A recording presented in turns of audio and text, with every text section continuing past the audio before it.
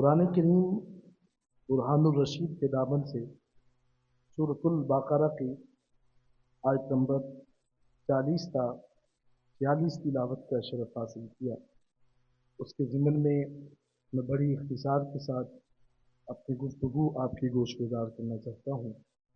دعا گو ہوں کہ اللہ تعالیٰ ہم سب کو قرآن سمجھ کر اس پر عمل کی توفیق عطا فرمائے۔ قرآن کریم برہان الرشید میں اللہ تعالیٰ نے بنی اسرائیل کا ذکر جو ہے وہ سب سے زیادہ فرمایا ہے، اور اس میں حضرت موسیٰ علیہ السلام کی قوم کا تذکرہ ہے۔ اور مفسرین فرماتے ہیں کہ بنی اسرائیل کے اندر نبوت جو ہے وہ 4000 سال تک رہی۔ بنی اسرائیل میں 4000 سال تک نبوت جو ہے وہ چلتی رہی۔ اللہ تعالیٰ نے ان کے اوپر بہت سے انعامات فرمائے۔ قرآن کریم میں سابقہ انبیاء کرام کے جو تذکرے ہیں وہ اہل ایمان کے لیے نصیحت کا سبب بنتے ہیں۔ قرآن کے قصص حضور علیہ الصلوۃ والسلام کو ان کی خبر دی گئی اور فرمایا، اے حبیب، ہم نے ان قصص کو اس لیے درج فرما دیا کہ فَاعْتَبِرُوا يَا أُولِي الْأَبْصَارِ، بصیرت والے جو ہیں اس سے عبرت حاصل کر لیتے ہیں۔ بعض کفار نے کہا کہ قرآن جو ہے اس میں سابقہ کہانیاں بیان کر دی گئی، کبھی حضرت موسیٰ علیہ السلام کا ذکر، کہیں حضرت عیسیٰ علیہ السلام کا تذکرہ، کہیں حضرت نوح علیہ السلام کا ذکر، تو کہیں حضرت لوط علیہ السلام کی قوم کی ہلاکت کے اسباب قرآن نے بیان کر دیے۔ تو کفار نے کہا کہ اے حبیب، یہ قرآن ہمیں کیا بتانا چاہتا ہے؟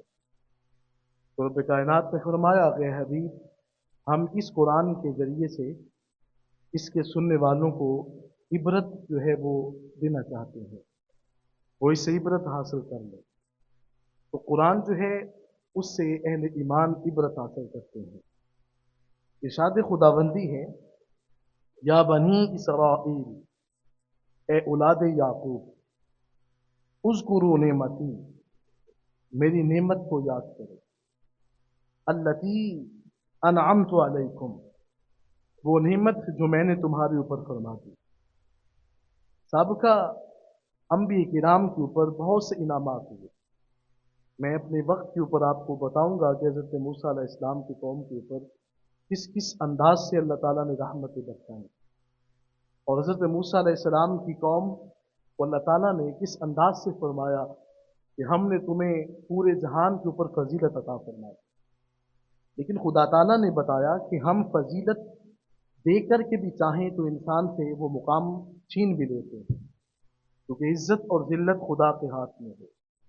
خدا جس کو چاہتا ہے عزت سے نوازتا ہے، اور جس کو چاہتا ہے ذلیل و رسوا کر دیتا ہے، اور یہ خدا کے ہاتھ میں ہے۔ تو فرمایا کہ اے اولاد یعقوب، یاد کرو میری نعمت کو جو میں نے تمہارے اوپر کی۔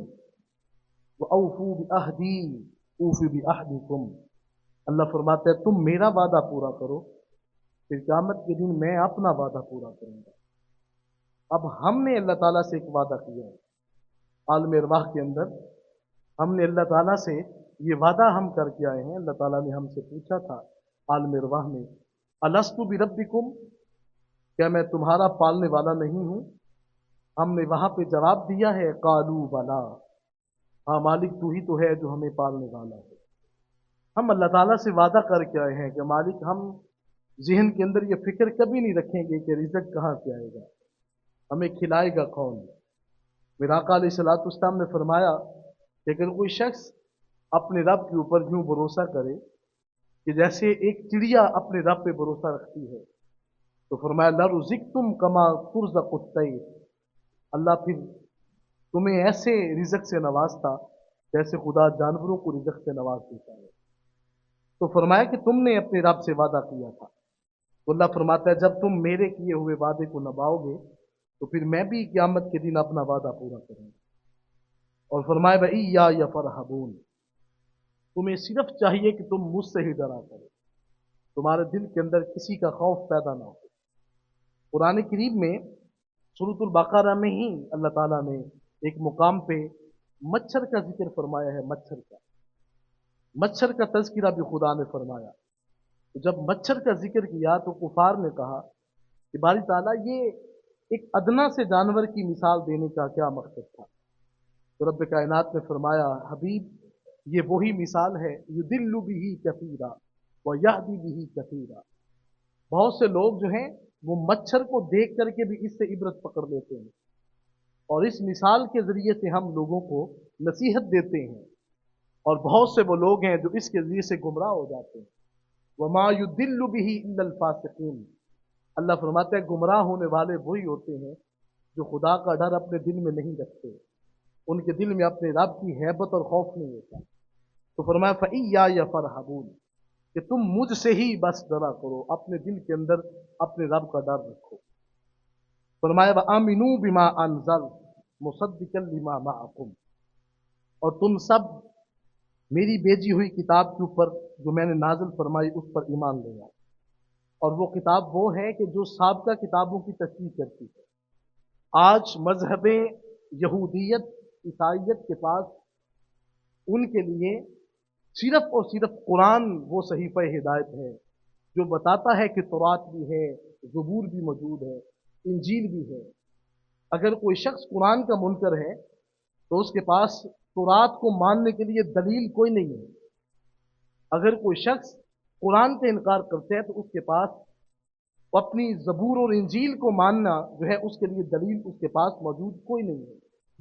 कुरान वो सहीफ़ा हिदायत है। अल्लाह फरमाते हैं उस पर ईमान लाओ जिसको मैंने नाज़िल किया है।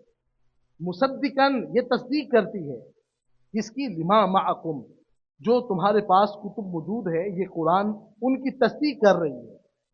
तो फरमाया वला तकूनू अव्वल काफिरिन भी, फिर ऐसा ना हो जाए कि तुम सबसे पहले मेरी इस किताब का इनकार करने वाले हो जाओ। ये ना हो कि तुम कुरान के मुनकर हो जाओ, कुरान से भी जो है वो तुम इन्हिराफ कर जाओ और दिल से कुरान की मोहब्बत को निकाल दो।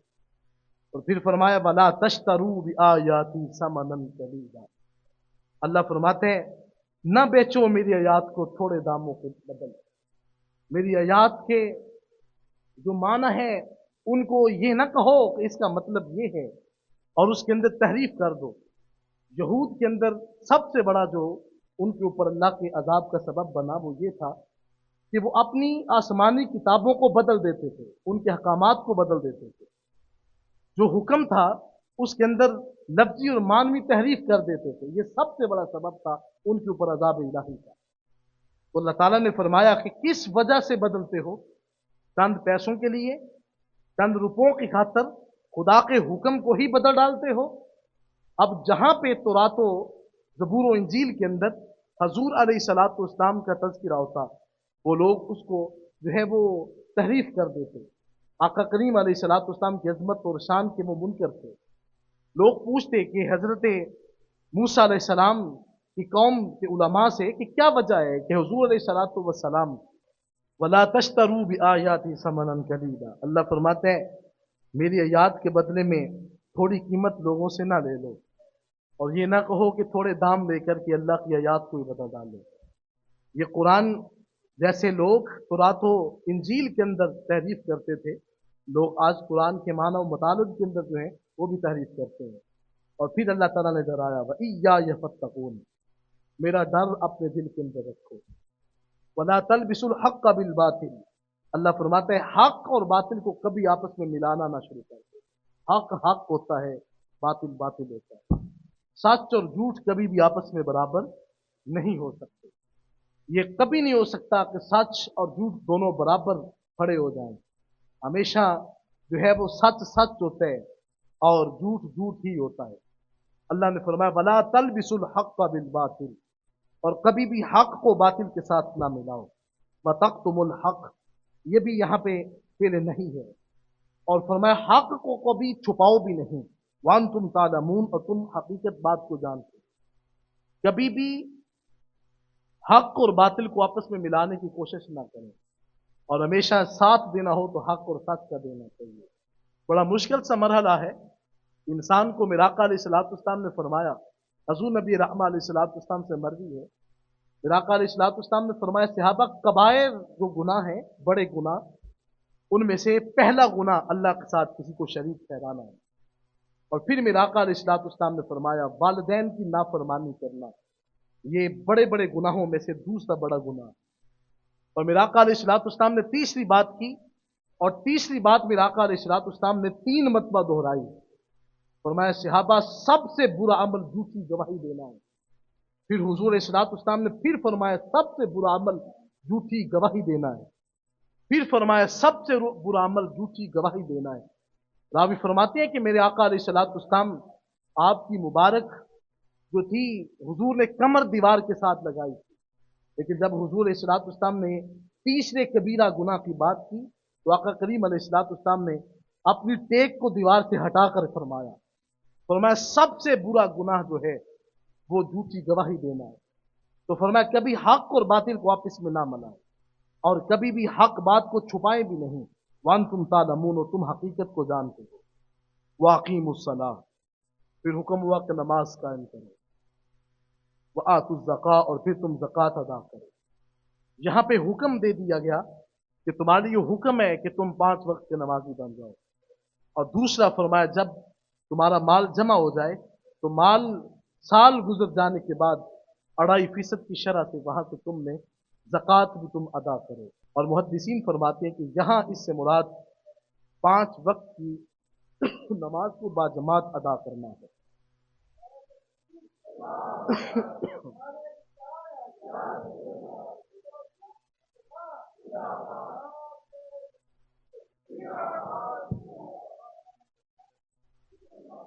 अतअमुरून अन्नास, अल्लाह फरमाता है, क्या तुम लोगों को नेकी का हुक्म देते हो, फतनसौना अनफुसकुम, और अपने आप को भूल जाते हो। वअंतुम ततलूनल किताब, और तुम तो किताब की तिलावत भी करते हो। अफला ताक़िलून, तुम्हें अक्ल क्यों नहीं है। यहाँ पर बस एक दो बात आपकी गोशगुजार करना चाहता हूँ, जिंदगी में याद रखें। जब आप किसी को नेकी का हुक्म दे रहे होते हैं तो सबसे पहले अपने अंदर उतर करके देखें, मेरा अमल कैसा है। अगर आपका अपना अमल कुछ नहीं है तो आपने लोगों को क्या बताना है, लोग हमसे क्या सीख करके जाएंगे। मेरा आका अलैहिस्सलाम का फरमान है, हुजूर इरशाद फरमाते हैं, फरमाया कि मेराज की रात मैंने कुछ उलमा को देखा, खुतबा थे। हुजूर फरमाते हैं कि उनके होठों को जहन्नम की आग की कैंची से काटा जा रहा था। मेरा आका अलैहिस्सलाम ने फरमाया, या जिब्रील, अर्ज की, जी या रसूल अल्लाह सल्लल्लाहु अलैहि वसल्लम, तो मैं मन हाउलाइल कौम, ये कौन लोग हैं। अर्ज की, हुजूर, ये आपकी उम्मत के वो खुतबा हैं और वो उलमा हैं जो लोगों को तो नेकी का हुक्म देते हैं लेकिन अपने आप को भूल जाते हैं, और खुद कभी ये बात ज़हन में नहीं रखी कि हमें किस मकसद के लिए पैदा किया गया। मेरा आका अलैहिस्सलाम ने फरमाया, क़यामत के दिन उलमा से पूछा जाएगा और लोग कहेंगे, आप कैसे जहन्नम में पहुंच गए, आप तो हमें कहते होते थे कि नेकी ये है और दीन का रास्ता ये है और हक बात ये है और बातिल ये है, तो आप जहन्नम में कैसे पहुंच गए। मेरा आका अलैहिस्सलाम ने फरमाया, वो लोग फिर रोएंगे और उन लोगों से अर्ज करेंगे, काश कभी हमने उस पर अमल किया होता जो हम तुम्हें बताते रहे। अतअमुरून अन्नास, क्या वजह है कि लोगों को बिर बिर नेकी का हुक्म देते हैं कि ऐसा करो और खुद भूल जाते हैं। आज ये हर चीज आपके सामने नहीं है, क्या कुछ नहीं हो रहा। हर चीज एक बात मैं यहां पर रुक कर करने लगा हूं, हर चीज पैसा नहीं होती। ईमान का सौदा कभी भी पैसे पे नहीं करते, ये बात ध्यान में रखें। आज लोग समझते हैं, दिल से पूछे कि हर चीज है क्या, वो कहते हैं जी हर चीज दौलत है। किसने कह दिया हर चीज दौलत नहीं है, हर चीज हुब्बे मुस्तफा है। मेरा आका अलैहिस्सलाम का प्यार सब कुछ है।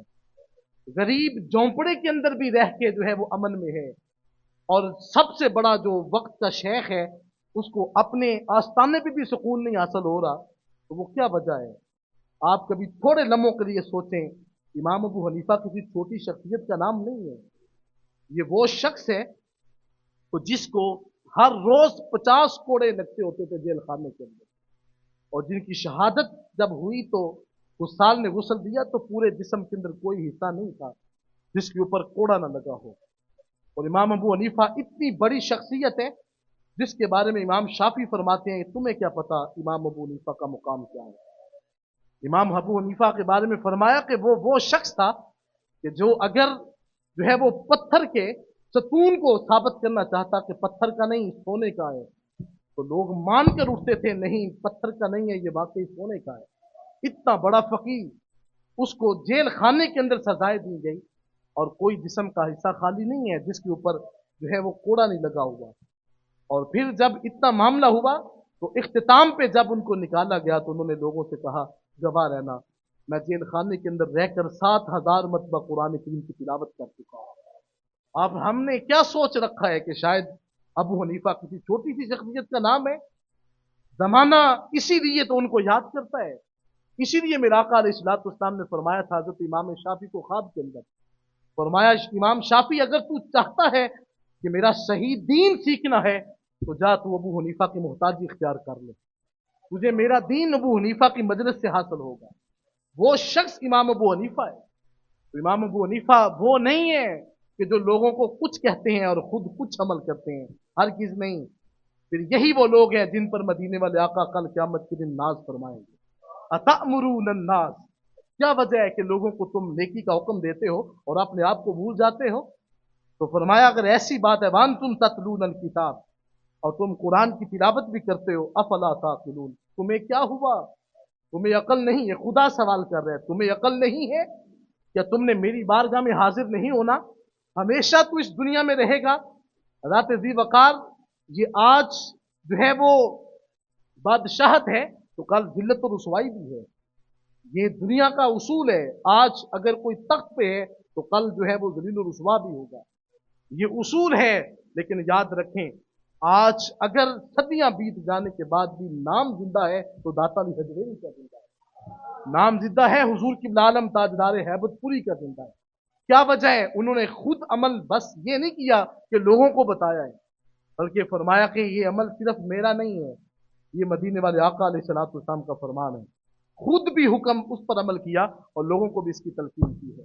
اور پھر خدا تعالیٰ نے فرمایا وَاسْتَعِينُوا بِالصَّبْرِ وَالصَّلَاةِ، اور کبھی بھی صبر اور صلاح کا دامن اپنے ہاتھ سے نہ چھوٹنے دیں۔ تو فرمایا وَإِنَّهَا لَكَبِيرَةٌ إِلَّا عَلَى الْخَاشِعِينَ، نماز جو ہے وہ بہت باری ہے لیکن ہر بندے کے لیے نہیں، جو اللہ سے ڈرتا ہے اس کو نماز سکون دیتی ہے۔ پھر آقا علیہ الصلوۃ والسلام نے فرمایا الصلاۃ ضیاء، نماز روشنی ہے۔ قبر کے اندر جب کوئی چیز جو ہے وہ آپ کو سکون نہیں دے گی وہاں سکون آپ کو آپ کی نماز عطا کرے گی۔ وہاں انسان کی قبر جو ہے وہ قبر نہیں رہے گی بلکہ وہ روضۃ من ریاض الجنہ میں بدل جائے گی۔ الذین یظنون انہم ملاقو ربہم، وہی لوگ ہیں کہ جو یقین کر لیں کہ انہوں نے اپنے رب سے ملاقات کرنی ہے، وہ ضرور اپنے رب سے ملیں گے۔ وانہم الیہ راجعون، بے شک انہوں نے اپنے رب ہی کی طرف لوٹ کر کے جانا ہے۔ ٹینشن نہ لیا کریں کہ ہمارے حالات کیسے ہیں، ہمارے آقا علیہ الصلوۃ والسلام جانتے ہیں کہ میری امتی کس حال میں ہے، حضور جانتے ہیں کہ میری امت پر کیسی کفیت ہے۔ بس اپنے ذہن کے اندر یہ بات ضرور رکھا کریں اور اپنے رب کی بارگاہ میں عرض کر دیا کریں مالک ہے تو ہم بڑے پریشان حال ہیں لیکن تیری مخلوق ہیں، تیرے حبیب کے ہم ادنا سے امتی ہیں، اگر حضور سے بھی نہ مانگے تو کس در سے مانگے؟ جب حضور سے مانگ لیا جائے گا وہ در ہے کہ تیرے ٹکڑے پسند مینو غیراں دے مالو زر نالو، آقا مینو آخی تو میرا ہے ایدوں ود مالو زر تیرا۔ واخر دعوانا